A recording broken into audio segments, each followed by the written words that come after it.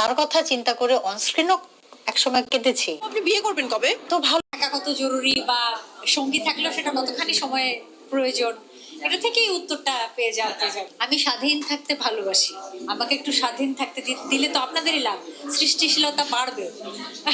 ভালোবাসতে যে পারে সে প্রচন্ড ভাবে ভুলে যেতে পারে। 43 বছর বয়সে এসে কেন নিজের বিয়ে নিয়ে ক্যামেরার সামনে কেঁদে ফেললেন অভিনেত্রী কুসুম শিকদার? সমাজের কোন বাস্তবতা মুখোমুখি হতে হয়েছিল তাকে? সম্প্রতি এক সাক্ষাৎকারে নিজের বিয়ে ও একাকিত্ব নিয়ে আবেগ ধরে রাখতে পারেননি এই তারকা। তিনি বলেন, সমাজে একটা নির্দিষ্ট বয়সের পর মেয়েদের একা থাকা কতটা কষ্টকর তা কেবল ভুক্তভোগীরাই জানেন। নিজের একাকিত্ব দূর করতে তিনি নতুন করে জীবন শুরু করার সিদ্ধান্ত নেন।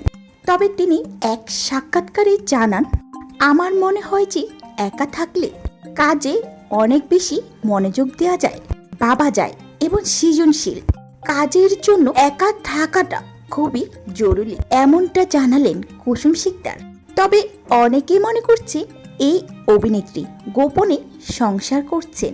কেউ আবার বলেছেন হয়তোবা প্রেমে ব্যর্থ হয়েছেন, তাই আর কখনো বিয়ে করবেন না এই অভিনেত্রী। তবে এই প্রসঙ্গে তিনি কোনো উত্তর দিতে রাজি নন। এই প্রসঙ্গে নেতিবাচক হিসেবে তুলে ধরেন কুসুম। তিনি মনে করেন ঘরের কথা বাইরে প্রকাশ করা ভালো কিছু নয়। তার কথায় এভাবে যারা ভাইরাল হওয়ার জন্য ঘরের কথা প্রকাশ করছে তারা নিজেরাই নিজেদের ছোট করছে।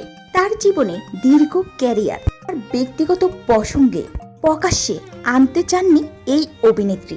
শোবিজ অঙ্গনে পা রাখার পর নিজের প্রেম এবং বিয়ে নিয়ে কোনো গুজব সৃষ্টি হতে দেননি এই অভিনেত্রী। সর্বদা নিজের ক্যারিয়ার ওপর মনোযোগ দিয়েছেন এই অভিনেত্রী। এক সাক্ষাৎকারে কুসুম শিকদার জানান, দর্শকদের মনে জায়গা তৈরি করতে কাজ দেখানোর প্রয়োজন, এর বাইরে অন্য কিছু আলোচনা আসলে তখন মূল কাজের লক্ষ্য স্থির করা কঠিন হয়ে পড়ে বলে মনে করেন এই অভিনেত্রী।